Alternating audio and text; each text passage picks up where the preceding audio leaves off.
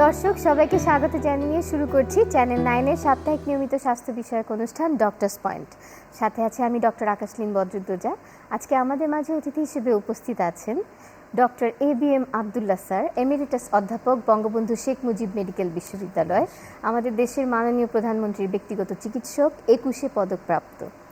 Sir কেমন আছেন? জি, আল্লাহর রহমতে অনেক ভালো। তবে গরমের তো অবস্থা সবারই একটু নাভিশ্বাস অবস্থা, হাঁসফাঁস অবস্থা, এই প্রবলেম আর কি। স্যার, এই তীব্র দাবদাহে জনজীবন অতিষ্ঠ হয়ে উঠছে। আমাকে সবার আগে বলবেন যে এই গরমে আমাদের করণীয় কি? ধন্যবাদ আপনাকে। শুধু দর্শকদেরকে শুভেচ্ছা জানাই, স্বাগত জানাই। আসলে যে কথাটা বললেন, গরমে বা তাপদাহে তো নাভিশ্বাস অবস্থা, চতুর্দিকে হাঁসফাঁস, তাই না? বলতে পারেন যে জনজীবন উৎসাহগত, অনেকেই বলছে, তাই না? আচ্ছা, শুধু একটা কথা বলতে হবে যে শুধু মানুষ না, কিন্তু পশু পাখি, জীব জানোয়ার, তাই না, সবারই কিন্তু খুব কষ্ট হচ্ছে। আমি তো অনেক ছবি টবি দেখলাম, মিডিয়াতে দেখলাম, চিড়িয়াখানায় অনেকগুলো পশু একেবারে পানির মধ্যে মনে হয় নামলে আর উঠতে চায় না। পাখিগুলো কেমন করছে, তাই না, মনে হয় শ্বাস টানতেছে তারা। শুধু তাই না, ফসল যে ধান গম বা যে তরি তরকারি যাই বলেন, ফলমূল, ইভেনে যে দেখলাম যে কোনো জায়গায় যে আমের মুকুল এগুলো ঝরে পড়ছে, লিচুরের অনেকগুলো সমস্যা। মানে এক কথা বলতে পারেন জনজীবনের চতুর্দিক থেকেই জনগণ বা ধরেন পশু পাখিদের সবাই কিন্তু খুব কষ্টের মধ্যে আছে, হাঁসফাঁস অবস্থায় আছে। এখন এটা খেয়াল রাখতে হবে, কারণ এটা তো প্রাকৃতিক দুর্যোগ আছে, কিছু মনুষ্য সৃষ্ট দুর্যোগ মিলেই তো তাপদাহটা বাড়ছে। এবং গত 76 বছরের মধ্যে এইবারে যে তাপ যেটা চলছে, এটা কিন্তু একটা রেকর্ড করে ফেলছে। এত দীর্ঘতম সময় কিন্তু কোনো সময় ছিল না। গত বছর কিন্তু ছিল, অল্প দিন ছিল, তারপর হয়তো চলে গেছে। এবার সমস্যাটা কিন্তু বেশি প্রকট আকার ধারণ করছে সারা দেশে, শুধু আমাদের দেশে না, পৃথিবীর অনেক দেশেই। অনেক কিন্তু কোনো কোনো দেশে তো তাপমাত্রা 48 ডিগ্রি ছাড়িয়ে গেছে, যদি আমাদের দেশে কোনো কোনো জায়গায় 43 বা 42 41 এরকমই হচ্ছে আর কি। ইভেন পার্শ্ববর্তী দেশেও কিন্তু এগুলো হচ্ছে আর কি। আচ্ছা, সুতরাং এটা তো একটা বৈশ্বিক সমস্যা। তাপদাহ বলেন বা ধরেন জলবায়ু পরিবর্তন, সারা পৃথিবীতেই কম বেশি হচ্ছে আর কি। বাংলাদেশও বিভিন্ন কারণেই আমরা এটার কিন্তু শিকার। তো প্রথম কথা হলো যে এর অনেক সমস্যাও হয়। তো সমস্যাগুলোই না হয় আগে বলে নেই না। মানে এই যে গরম সবচেয়ে ডেঞ্জারাস বা কী কী সমস্যা হয়, বা মেইন 2-3টে পয়েন্ট যদি বলি। প্রথম কথা হলো যে ডিহাইড্রেশন হয়, মানে পানি শূন্যতা। ঘাম দেয়, ঘামের সাথে পানি বের হয়, কিন্তু পানির সাথে কিন্তু আবার লবণ বের হয়ে যায়। সুতরাং পানিও বের হয়, লবণও বের হয়। তাতে হয় কি, মানে শরীরে ডিহাইড্রেশন এগুলো মানুষের দুর্বল, ক্লান্তি, টায়ার্ড, অবসাদ, বুক ধরপর, অস্থিরতা এগুলো হবে আর কি। ব্লাড প্রেশার কমে যায়, প্রস্রাব কমে যায়, অনেকের তো প্রস্রাবই হয় না, অনেকে হাই কালার ইউরিন হয়। সবচেয়ে ডেঞ্জারাস হলো কেউ যদি দীর্ঘক্ষণ, যে কেউই হোক, সেটা বাচ্চা থেকে বয়স্ক, রোদের মধ্যে থাকে অনেকক্ষণ, ঘন্টার পর ঘন্টা রোদে, তাহলেও হয়তো পানি বেশি পান করলো না, মাথায় ছাতা নাই, বা অনেকে ক্যাপ পরতে হবে। গ্রামেগঞ্জে দেখবেন তালপাতা মতো দিয়ে বড় করে ক্যাপের মতো বানায়, এই রোদ থেকে প্রোটেকশন দেওয়া। এগুলো যদি করে ঘন্টা পর ঘন্টা, তাহলে আমরা নর্মালি যদি বডির টেম্পারেচার বাড়ে, তাপমাত্রা বাড়লে শরীরে কিন্তু ঘাম দেয়। ঘাম দিলে এটা আবার কমায় আনে, এবার হলো রেগুলেশন বলে আর কি। মানে টেম্পারেচার বাড়লে ঘাম দেবে, টেম্পারেচার কমে, এটা হলো নর্মাল। তো কেউ যদি ঘন্টার পর ঘন্টা রোদের মধ্যে থাকে, কাজ করে বা যাই করুক, একটা পর্যায়ে তার কিন্তু টেম্পারেচার বাড়তে বাড়তে 105 ডিগ্রি ফারেনহাইট ক্রস করে গেলে তার ঘাম বন্ধ হয়ে যায়। তার মানে টেম্পারেচার বাড়লো, ঘাম বন্ধ, তাহলে জমাতে বাড়তেই থাকে। বাড়তে বাড়তে শুরুতে হয় কি, হিট ক্র্যাম্প বলে, মানে মাংসগুলো খিচে, ঘাড় খিচে, পা খিচে, এগুলো হতে পারে। পরের দিকে হিট এক্সজশন হয়ে যায়। এক্সজশন মানে দুর্বল, ক্লান্তি, টায়ার্ড, বমি বমি লাগে, বমি ভাব, এগুলো ভালো লাগে না, এরকম হতে পারে। এই অবস্থার পরেও যদি আক্রান্ত ব্যক্তি ছায়াতে না যায়, বেশি পানি পান না করে, একটা পর্যায়ে তার টেম্পারেচার 105 ডিগ্রি যখন ক্রস করবে, ঘাম বন্ধ, সে কিন্তু অজ্ঞান হয়ে যাবে। এটাকে বলে হিট স্ট্রোক। এটাই কিন্তু স্ট্রোক, সাধারণ মানুষ তো বলে এটা সিরিয়াস, অজ্ঞান হয়ে যায়। এটাই কিন্তু সবচেয়ে ডেঞ্জারাস। এই টেম্পারেচার আপনি জানেন তো, অনেক লোক কিন্তু মারা গেছে। সরকারি হিসেবে যদিও বলছে তারা যে কয়টা তথ্য পাইছে ওই কয়টা, বা গতকাল প্রথমত 14 জন বলছে, কিন্তু মিডিয়াতে আমরা দেখছি প্রায় 33 বা 35 জন কিন্তু ছাড়িয়ে গেছে। স্যার, একটা জিনিস আমি জানতে চাইবো যে দিনমজুর, রিক্সাওয়ালা বা খেতে যারা কাজ করেন, কৃষকরা, তারা তাহলে এই প্রচন্ড গরমে কতক্ষণ কাজ করতে পারবে, বা কতক্ষণ পরে তাদের একটু এসে বিশ্রাম নেওয়া উচিত? প্রতিকারে আমি বলছি, আমি যেটা বলতে চাচ্ছি যে ডেঞ্জারাস প্রবলেম হলো হিট স্ট্রোক। এবং যারা মারা যায় হিট স্ট্রোকেই মারা যায়, তার অন্য রোগও থাকে। আচ্ছা। অনেকে প্রশ্ন করে কারা ঝুঁকির মধ্যে, ছোট বাচ্চা থেকে বয়স্ক যে কেউ ঝুঁকির মধ্যে। আচ্ছা। বাচ্চাদের ঝুঁকিটা একটু বেশি, বয়স্কদের ঝুঁকিটা একটু বেশি, কারণ তাদের প্রতিরোধ ক্ষমতাটা একটু কম। এছাড়াও যারা রোগে ভোগে, ডায়াবেটিস আছে, হাই ব্লাড প্রেশার আছে, কিডনি রোগী, হার্টের রোগী, প্রেশারের রোগী, ক্যান্সারের রোগী, এরকম কত রোগী তো আছে যাদের ইমিউনিটি কম, গর্ভবতী হয়, তাদের ঝুঁকিটা তো বেশি। সো তারাও যদি, তাদেরও কিন্তু ঝুঁকি। তা আপনি যে প্রশ্নটা বললেন, যারা কায়িক পরিশ্রম করে বাধ্য হয়ে রোদে থাকতে হয়, রিক্সাওয়ালা বলেন, দিনমজুর বলেন, রাস্তাঘাটে কাজ করে, পরিবহন শ্রমিক, কনস্ট্রাকশন, কতগুলো করতে আছে, পেটের দেহ কাজে বাইরে কাজ করতে হয়। এটার নিয়ম হলো অনেকক্ষণ, ঘন্টার পর ঘন্টা যদি রোদে থাকে। আর তার আগে যে বললাম যে এই ধরনের লক্ষণ যদি পাওয়া যায়, যে হিট ক্র্যাম্প বললাম, হিট এক্সজস্টন বললাম, যদি একটানা রোদে থাকে, ছাতা নাই, মাথার উপরে ক্যাপ নাই, এবং তো যে বললাম যে ডিহাইড্রেশন হয়, পানি শূন্যতা হয়, আমাদের একটু পরপর পানি খেতে হবে। একটু পরপর পানি খেতে, পানি না শুধু পানি বা যে কোনো তরল। আচ্ছা। পানি বা থেকে ভালো একটা লবণ মিশিয়ে নিলে, কারণ লবণ শূন্যতা হয়। আমরা ডাব ওর মাঝে মধ্যে ওর স্যালাইন খেতে পারে, ফলমূলের রস, এগুলো খেতে হবে। তারপরে লিকুইডটা বেশি খেতে হবে। কতক্ষণ বলতো, সাধারণত বলে ঘন্টা পর ঘন্টা, 1 ঘন্টা, এটা ভ্যারি করে পার্সন টু পার্সন। যাদের বয়স বেশি তাদের ঝুঁকিটা বেশি, যারা রুগী তাদের ঝুঁকিটা তো আরও বেশি, তো তাদের কিন্তু হিট স্ট্রোকের ঝুঁকিটা বেশি। এই জন্যই যে কথাটা বলছি, আপনি একটা প্রশ্ন করলেন কী কী অবলম্বন করতে হবে। প্রথম কথা হলো, প্রয়োজন ছাড়া কেউ বাইরে যাবেন না। আচ্ছা। নেহায়েত কাজ করতে যেতেই হবে। আর যাদের কাজ করতে হয়, যদি সম্ভব হয় কাজগুলো সকালে সেরে ফেলবেন, বা সকালে বা বিকেলে বা সন্ধ্যার পরে রাতে, মানে তীব্র গরমের মধ্যে কাজটা অ্যাভয়েড করা। ইভেন রাস্তাঘাটে দেখবেন কত বয়স্ক মহিলা ইট ভাঙতেছে, পাথর আসছে না, অনেক এরকম ঘন্টা পর ঘন্টা করে। তাদের জন্য যেটা উপদেশ, প্রথম কথা হলো তারা একটা ছাতা ব্যবহার করবেন, বড় একটা ছাতা। ছাতা না পেলে বা ক্যাপ বা মাথার টুপি যাই বলেন, টুপি মানে ছোটো টুপি না, বড় করে নেওয়া, এইটা তাকে রোদ থেকে কিন্তু প্রোটেকশন দেবে। এইটা 1 নম্বর। 2 নম্বর হলো, একটানা ঘন্টার পর ঘন্টা কাজ করুন। ধরেন 1 ঘন্টা 2 ঘন্টা কাজ করলো, 10 মিনিট হলেও যেন একটু ছায়াতে আসেন। কিছুক্ষণ কাজ করেন, কিছুটা ছায়াতে আসেন, একটু পানি পান করে নিন। পানি ছায়া মানে সেটা গাছের নিচে হোক, ঘরে হোক, যাই হোক, এবং প্রচুর পানি পান করবেন। পানিটার মধ্যে একটু লবণ মিশিয়ে নেবেন। তবে এখানে একটা কথা হলো, পানিটা যেন বিশুদ্ধ হয়। নিজের পানি দরকার, ভালো হয় যে নিজের ঘরে টকবক করে ফুটায় বোতলে পানি এনে একটু লবণ মিশিয়ে নিলেন, এইটা যদি পান করেন সবচেয়ে ভালো হয়। আরেকটা হলো, রাস্তা ধারে বা রিক্সাওয়ালা বলে, আমি কারো বদনাম বলছি না, তারা পানির সাথে রাস্তাঘাটে খোলামেলা খাওয়াও খায়। খোলা ধুলাবালি পড়ছে, মাছি পড়ছে, মশা পড়ছে, কত। এমনিতেও ঢাকায় বায়ু দূষণে টপ লেভেলে 1-2 ডে থাকে। ওই ধরনের অখাদ্য কুখাদ্য যাই বলেন, এই যে খাওয়া দাওয়াগুলো এগুলো খাচ্ছে, আবার হয়তো পানিও বিশুদ্ধ পান করছে না, তাতে পানিবাহিত, খাদ্যবাহিত লোকগুলো কিন্তু বেশি হচ্ছে। এই যে যেটা বললাম, টাইফয়েড, প্যারাটাইফয়েড, বমি, ইভেন আপনার মনে আছে গতবারও আমরা এখানে একটা প্রোগ্রাম করছিলাম, অনেক ডায়রিয়া রোগী ছিল, অনেকের কলেরা হয়ে গেছে। এইবারও কিছু কিছু কলেরার জাম কিন্তু পাওয়া যাচ্ছে। সুতরাং আমাদেরকে খেয়াল রাখতে হবে। যাদের জন্যই বলছি যে কথাটা, আপনার প্রশ্ন ওইটাই আবারও বলছি, ছাতা নেবেন, ক্যাপ পরবেন, অবশ্যই বিশুদ্ধ পানি করবেন, একটানা রোদে থাকবেন না, কিছুক্ষণ পরে ছায়া। আরেকটা জিনিস দরকার, কাপড়গুলো একটু ঢেলা পরলে ভালো হয়। একদম টাইট ফিটিং পরলে তাহলে কিন্তু টেম্পারেচার বের হয় না। একটা জিনিস হলো যেটা জরুরি, সবাই যদি পারেন, সম্ভব হয়, এই কারণটা আমরা জানবো একটা ছোট্ট বিরতি। জি অবশ্যই অবশ্যই। দর্শক, নিচ্ছি ছোট্ট একটা বিরতি, কোথাও যাবেন না, সাথেই থাকুন।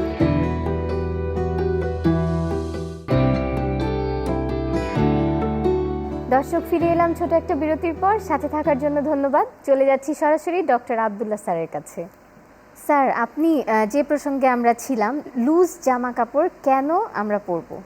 না, প্রথম হলো জামা কাপড় যদি টাইট পরেন, আমাদের টাইট হলো শরীরের টেম্পারেচার যেন বাড়তে না পারে। আপনি নিজেও পরেন, টাইট করলে শরীরের টেম্পারেচার তো বাইরে হবে না, তখন টেম্পারেচার বাড়তে বাড়তে 104-105 হয়ে যাবে, তাতে যে হিট স্ট্রোকের ঝুঁকিটা বাড়ায়।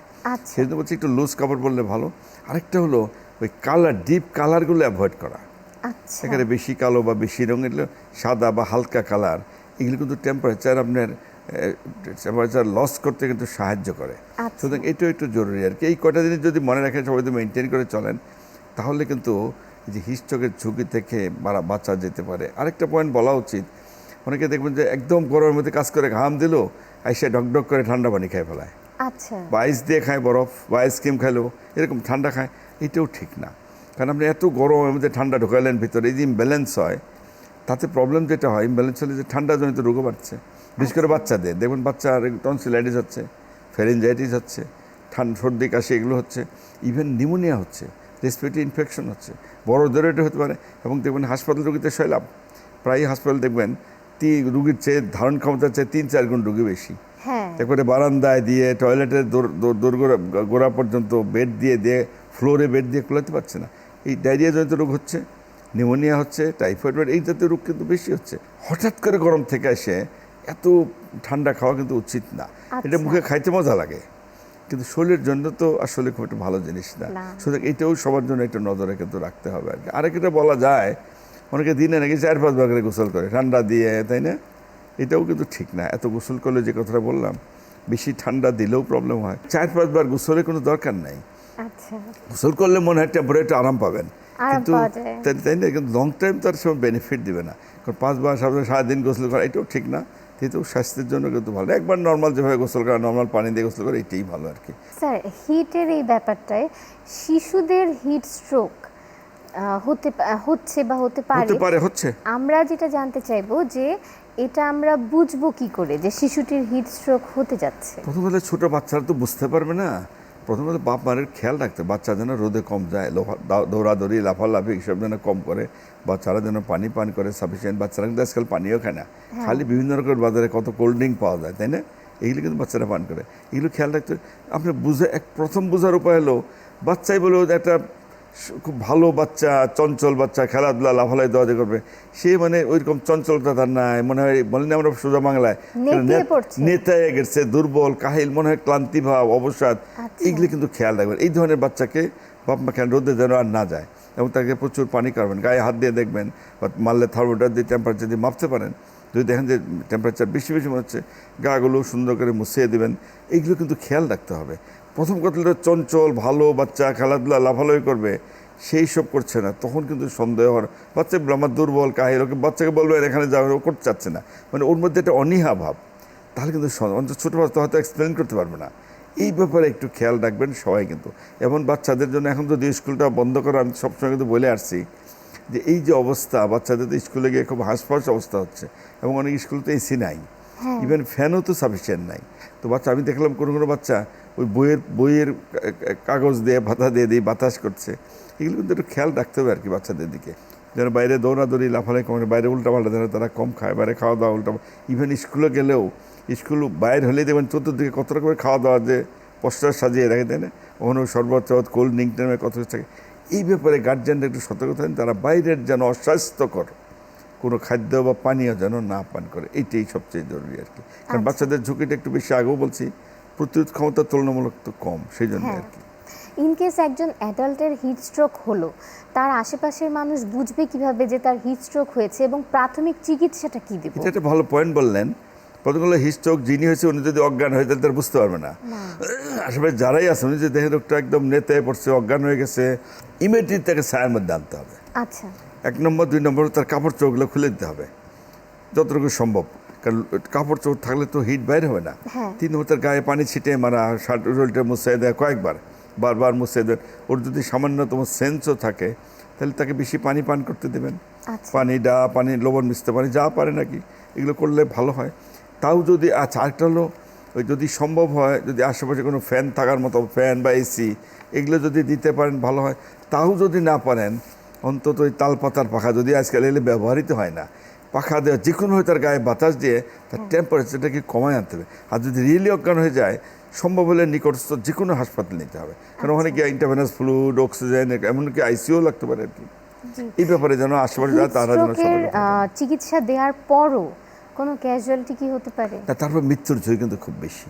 এটা কিন্তু একটা মেডিকেল ইমার্জেন্সি, একেবারে যত ডিলে হবে তত ঝুঁকিটা বাড়বে আর কি। ইভেন আপনি দেখবেন অনেক লোক যারা মারে, তারা কিন্তু দুইজন টিচার মধ্যে মারে, 2 বা 3 জন, আমি গতকাল তাই না, তারা কিন্তু এটা থেকে আক্রান্ত হয়ে মারা গেছে। বিশেষ করে যদি পেরিফেরিতে বা প্রান্তিক এলাকায় বা রিমোট এলাকায়, হয়তো হাসপাতাল নাই, চিকিৎসার সুযোগ সুবিধা নাই, তাহলে তো তাকে হাসপাতালে আনতেই তো মারা যায়। এইটাই তো ঝুঁকিটা সবচেয়ে বেশি।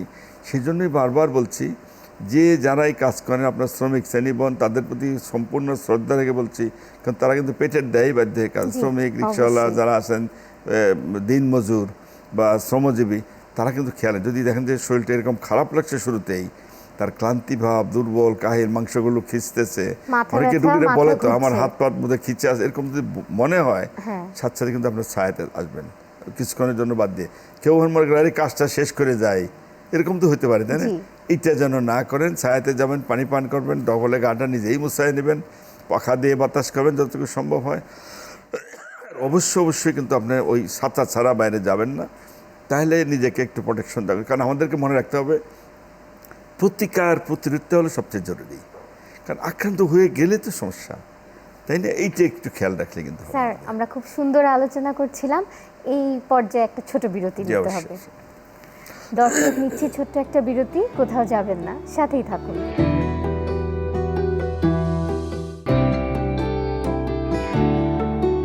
দর্শক, ফিরে এলাম ছোট একটা বিরতির পর। সাথে থাকার জন্য ধন্যবাদ। চলে যাচ্ছি সরাসরি ডক্টর আব্দুল্লাহ স্যারের কাছে। স্যার, অতিরিক্ত গরমে সাধারণত আমরা পানি, বিশুদ্ধ পানি, ওর স্যালাইন অথবা গ্লুকোজ ওয়াটার, এই তিনটাই খাওয়ার প্রচলন দেখে থাকি।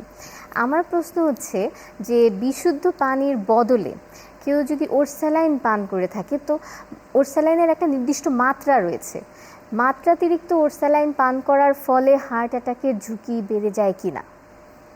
আপনার প্রশ্নের প্রথম কথা হলো, যেটা আমি শুরু থেকে বলছি, আমি বলছি বিশুদ্ধ পানি খাওয়াটাই, পানি পান করাটাই সবচেয়ে ভালো।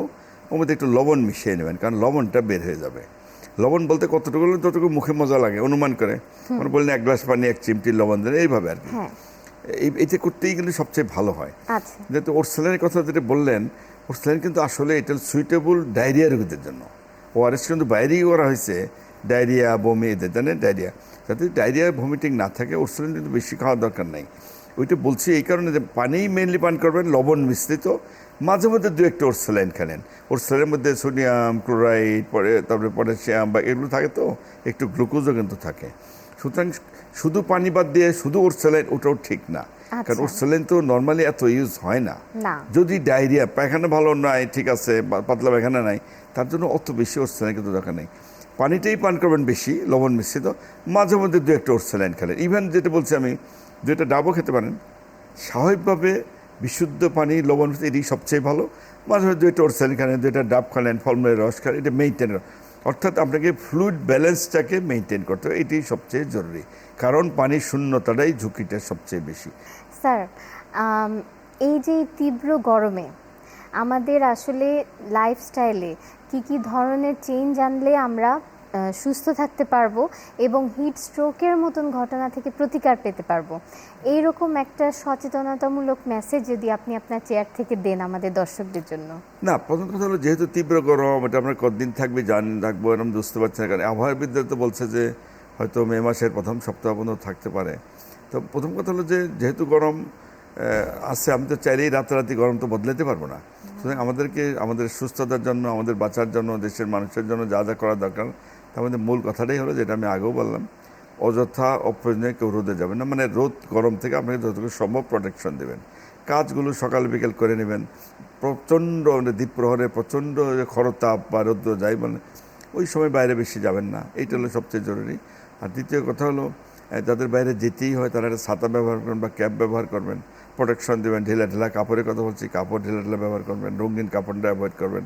কিন্তু মনে রাখবেন যে ডিহাইড্রেশনের ঝুঁকিটা সবচেয়ে বেশি, মানে পানি শূন্যতা। বেশি করে পানি খান করবেন, কিন্তু আমাদের একটু লবণ মিশিয়ে নেবেন। কারণ পানির সঙ্গে বডির লবণ বেড়ে তাতে ক্লান্তি লাগবে, টায়ার্ড লাগবে, দুর্বল লাগবে।